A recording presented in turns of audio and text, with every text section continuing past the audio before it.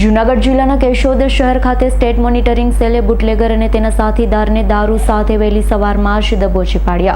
જૂનાગઢ જિલ્લાના કેશોદ શહેર ખાતે જૂનાગઢ જિલ્લા પોલીસ વડાના સંવાદ કાર્યક્રમમાં કેશોદના મુખ્ય નગર શ્રેષ્ઠીઓને સમજણ આપવામાં આવ્યા મુજબ ડ્રગ્સ, ગાંજો, ચરસ, અફીણ, દારૂ જેવા નશીલા પદાર્થોનું સેવન કરવું તે શરીર માટે તો હાનિકારક છે જ, પરંતુ પરિવારને પણ વેરવિખેર કરી નાખે છે।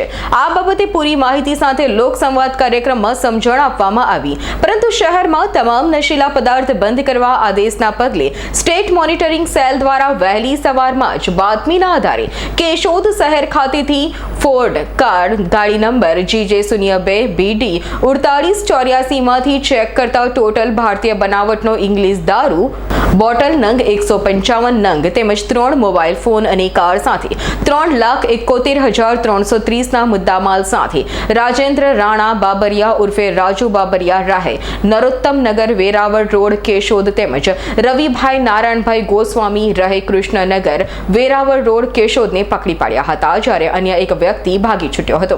કેશોદ શહેર ખાતે ચાલતા ખુલ્લેઆમ દારૂના વેચાણની સ્ટેટ મોનિટરિંગ સેલ દ્વારા રેડ પડતા લોકલ પોલીસ પર અનેક સવાલો ઉભા થયા છે। જોકે કેશોદ પોલીસ સ્ટેશન ખાતે નવા પીઆઈએ હજુ થોડા દિવસ પહેલા ચાર્જ સંભાળ્યો છે, ત્યારે હાલ કેશોદ શહેરમાં બુટલેગરો અને સપ્લાયરોમાં ફફડાટ જોવા મળી રહ્યો છે। હાલ સપ્લાયરો જમીનમાં ઉતરી ગયા હોય તેવું સાફ જણાઈ આવે છે। ત્યારે જોવાનું એ રહ્યું કે કેશોદ શહેરમાં દારૂબંધીનું પાલન થાય છે કે નહીં, તે તો આવનારા દિવસોમાં જ ખબર પડશે। હાલ તો આ સમગ્ર ઘટનાની તપાસ માણાવદર પીઆઈ પારગી ચલાવી રહ્યા છે।